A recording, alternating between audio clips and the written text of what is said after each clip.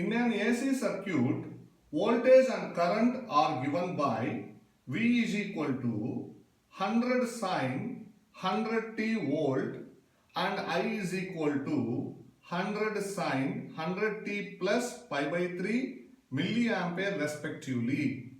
The average power dissipated in one cycle is.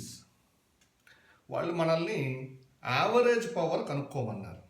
Average పవర్కి మనకు తెలిసిన ఫార్ములా ఏంటి? P average is equal to VRMS IRMS cos phi. ఇది phase difference between voltage and current. సరే, RMS కనుక్కోవాలంటే, RMS value కనుక్కోవాలంటే వీళ్ళు ఇక్కడ ఇచ్చుండేది పీక్ వాల్యూ. 100 అనేది peak value of voltage.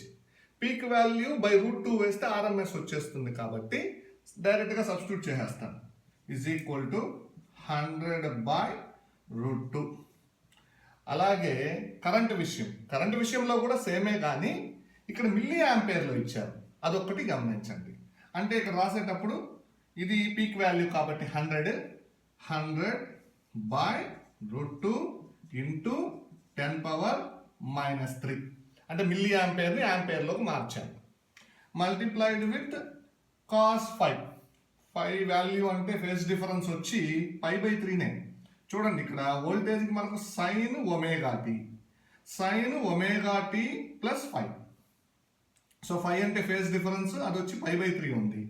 Cos π/3 అంటే కాస్ 60 అంటే 1/2. సో 1/2 ఇక్కడ వేద్దాం. ఇప్పుడు క్యాలిక్యులేట్ చేయండి, ఆన్సర్ వస్తుంది. ఇప్పుడు √2 ఇంటూ √2 2 అవుతుంది. 2 2s 4 అవుతుంది. 4తో 25 కొట్టేయచ్చు ఇక్కడ. అంటే 2500 ఇంటూ 10⁻³ 2 జీరోలకి 2 టెన్స్ పోయినట్టు, అంటే 2.5 మిగిలింది మొత్తం మీద. సో మన ఆన్సర్ వచ్చేసి 2.5 వాట్. ఎందుకంటే పవర్కి యూనిట్ వాటే కాబట్టి వాళ్ళు అన్ని వాటిలోనే ఇచ్చారు. సో 2.5 వాట్ మన ఆన్సర్. అది ఈ ఆప్షన్లో ఉంది. ఈ ఆప్షన్ని పిక్ చేయండి.